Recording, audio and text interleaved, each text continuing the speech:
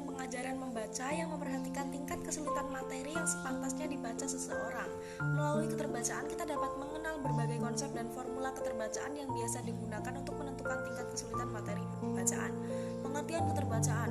Bentuk readability merupakan kata turunan yang dibentuk oleh bentuk dasar readable, artinya dapat dibaca atau terbaca. Konflikan pada bentuk keterbacaan mengandung hal yang berkenaan dengan apa yang disebut dalam bentuk dasarnya. Oleh karena itu kita dapat mendefinisikan keterbacaan sebagai hal atau ihwal terbaca tidaknya suatu bacaan tertentu oleh pembaca.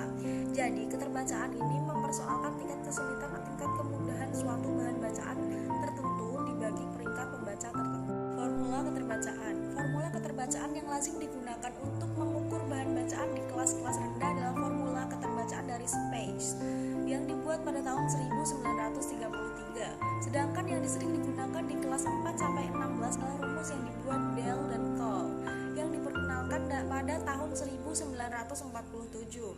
Kedua formula keterbacaan tersebut mempunyai faktor utama yang sama mendasari penggunaan formula tersebut, yaitu panjang rata-rata kalimat dan presentasi kata-kata sulit.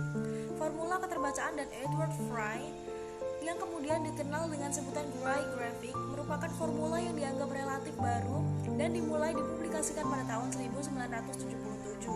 Grafik ini merupakan hasil upaya untuk menyederhanakan dan mendefinisikan teknik penentuan tingkat keterbacaan wacana. Grafik Fry diciptakan oleh Edward Fry. Grafik keterbukaannya diperkenalkan Fry merupakan formula yang relatif baru dan dimulai diperkenalkan tahun 1977. Grafik Fry sebenarnya dibuat pada tahun 1968. Grafik Fry digunakan untuk mengukur tingkat keterbacaan wacana. Grafik ini mendasarkan pengukurannya pada dua faktor, yaitu panjang pendeknya kata dan tingkat kesulitan kata yang tercermin oleh banyak sedikitnya jumlah suku kata. Kemudian terdapat grafik Raigor atau disebut grafik Ranger, diciptakan oleh Alton Ranger. Grafik ini diciptakan dengan tujuan untuk mengatasi kelemahan grafik Venya. Dalam penggunaan grafik Raigor adalah sebagai berikut. 1. Menghitung 100 buah perkataan dari wacana yang hendak diukur tingkat keterbacaannya itu sebagai simbol. Deretan angka tidak dipertimbangkan sebagai kata. Oleh karenanya, angka-angka tidak dihitung ke dalam penghitungan 100 buah kata. Yang kedua, menghitung jumlah kalimat sampai pada persepuluhan terdekat. Prosedur ini sama dengan prosedur Free dalam menghitung rata-rata jumlah kalimat. Yang ketiga, menghitung jumlah kata-kata sulit, yakni kata-kata yang dibentuk oleh 6 huruf atau lebih. Kriteria tingkat kesulitan sebuah kata di sini didasari oleh panjang pendeknya kata, bukan oleh unsur sistematisnya. Kata-kata tergolong ke dalam kategori sulit ialah kata-kata yang terdiri atas 6 atau lebih huruf. Kata-kata yang jumlahnya hurufnya kurang dari 6 tidak digolongkan ke dalam kategori sulit. Yang keempat, hasil yang diperoleh dari langkah 2 dan langkah 3 itu dapat diplotkan ke dalam grafik Raigor untuk menentukan peringkat keterbacaan wacana. Kemudian ada keterbatasan formula keterbatasan, yaitu sering kita dapati kasus bahwa seseorang tidak dapat memahami wacana yang dibacanya meskipun wacana tersebut telah memenuhi kriteria keterbacaan untuk peringkat pembaca yang bersangkutan. Hal itu dapat terjadi jika pertimbangan panjang pendek kata dan tingkat kesulitan kata dalam pemakaiannya formula keterbacaan semata-mata hanya didasarkan pada pertimbangan struktur yang secara visual dapat dilihat. Kemudian dengan kata lain, rumusan formula-formula keterbacaan yang sering digunakan untuk mengukur tingkat keterbacaan itu tidak memperhatikan unsur sistematik. Kemudian, keterbatasan lain dari formula-formula keterbatasan adalah pada penggunaan slang, santin makna ganda atau minat pembaca. Kemudian ada formula keterbacaan yang tidak bisa digunakan untuk bacaan fiksi atau karya sastra, khususnya pada karya puisi. Kemudian ada kaitan keterbacaan dengan penyediaan bahan ajar membaca. Salah satu penggunaan rumus keterbacaan dapat dilihat pada upaya guru dalam memperkirakan tingkat kesulitan wacana. Guru-guru dipandang perlu untuk memiliki kemahiran dalam memperkirakan tingkat kesulitan materi cetak, sebab bagaimanapun salah satu faktor pendukung keberhasilan belajar anak adalah tersedianya sumber ilmu yang dapat diperoleh dan dicerna anak dengan mudah. Salah satu cara untuk beroleh ilmu pengetahuan dimaksud melalui kegiatan membaca. Lebih baik jika kegiatan membaca dimaksud adalah kegiatan membaca mandiri yang tidak memerlukan bimbingan dari pihak lain. Dalam keterampilan mengubah tingkat keterbacaan wacana perlu dimiliki oleh setiap guru dalam mengajar. Teknik uji rumpang diperkenalkan oleh Wilson Taylor pada tahun 1953 dengan nama close procedure. Teknik ini diilhami oleh suatu konsep Gestalt yang dikenal dengan istilah closure. Konsep ini menjelaskan tentang kecenderungan manusia untuk menyempurnakan suatu pola yang tidak lengkap secara mental menjadi suatu kesatuan yang utuh, dan kecenderungan untuk melengkapi suatu yang ada namun tampak dalam keadaan yang tidak utuh. Terkait dengan pengertiannya, teknik uji rumpang ialah sebuah teknik penghilangan kata-kata sistematis dari wacana, dan pembaca diharapkan dapat mengisi kata-kata yang hilang tersebut dengan kata-kata yang sesuai. Seperti halnya teknik pengajaran membaca lainnya, teknik uji rumpang juga memiliki kegunaan. Yang pertama, teknik uji rumpang sebagai alat ukur untuk mengukur tingkat keterbacaan wacana. Suatu wacana dapat ditentukan tingkat kesukaran dan dapat diketahui kelayakan pemakainya oleh siswa tertentu setelah melalui pengukuran dengan prosedur ini.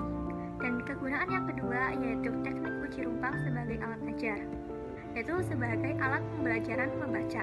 Dalam fungsinya sebagai alat ajar, penggunaan teknik uji rumpang dapat dipergunakan untuk melatih kemampuan dan keterampilan membaca siswa dalam hal penggunaan sintaksis, semantik, kosakata, peningkatan daya nalar, dan sikap kritis terhadap bahan bacaan. Jadi, teknik uji rumpang mempunyai dua manfaat, yaitu untuk mengukur tingkat keterbacaan dan melatih keterampilan membaca. Ada 3 manfaat yang terkait dengan hal ini, yaitu yang pertama, yaitu menguji tingkat kesukaran dan kemudahan bahan bacaan. Dan yang kedua, mengklasifikasikan tingkat bacaan. Dan yang ketiga, yaitu mengetahui kelayakan wacana sesuai dengan kegiatan belajar. Selanjutnya yakni kecepatan efektif membaca. Kecepatan efektif membaca adalah kemampuan membaca yang melibatkan 2 komponen utama dalam membaca, yaitu komponen visual atau mata dan komponen kognisi atau penalaran. Sedangkan menurut Harja Sujana dan Mulyati 1987 menjelaskan bahwa kecepatan efektif membaca atau KEM adalah perpaduan dari kemampuan motorik atau gerak mata atau kemampuan visual dengan kognitif seseorang dalam membaca. Adapun faktor-faktor yang dapat mempengaruhi KEM ada 2 macam. Yang pertama yakni faktor internal. Dalam faktor internal sendiri terdapat beberapa jenis. Yang pertama yakni minat dan motivasi. Minat dan motivasi yang tinggi baik terhadap isi maupun kegiatan baca akan berdampak positif terhadap KEM seseorang. Dorongan intrinsik akan mendorong peluncuran gerakan mata secara cepat untuk segera memenuhi hasrat penasarannya. Selanjutnya dari faktor internal yakni kebiasaan membaca. Ada beberapa kebiasaan membaca yang dapat menghambat KEM, yaitu membaca dengan menyaringkan bacaan, dengan gerakan bibir, dengan gerakan kepala menunjuk baris bacaan dengan jari, dan pengulangan banyak kata. Selanjutnya dari faktor-faktor yang mempengaruhi KEM adalah faktor eksternal. Dari faktor eksternal sendiri terbagi menjadi 3, yaitu yang pertama penguasaan teknik membaca. Teknik yang harus dikuasai ada 4. Yang pertama yakni baca pilih. Baca pilih yaitu membaca bagian bacaan yang mengandung informasi yang dibutuhkan saja. Kemudian teknik yang kedua yakni baca lompat, yaitu melompati bagian yang tidak relevan dengan keperluan atau yang sudah dikenal. Kemudian selanjutnya yakni baca layap atau sekilas, yaitu membaca dengan cepat untuk memperoleh gambaran umum isi buku secara menyeluruh. Kemudian teknik yang terakhir yakni baca tatap atau sepintas, yaitu teknik membaca sekilas untuk memperoleh informasi tertentu dari bacaan. Selanjutnya dari faktor eksternal yakni tingkat keterbacaan wacana.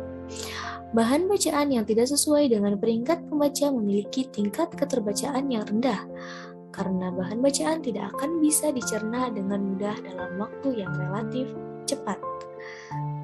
Kemudian, faktor eksternal yang ketiga yakni sifat-sifat lingkungan baca, dipengaruhi oleh fasilitas, guru, metode pengajaran, dan banyak hal yang lainnya.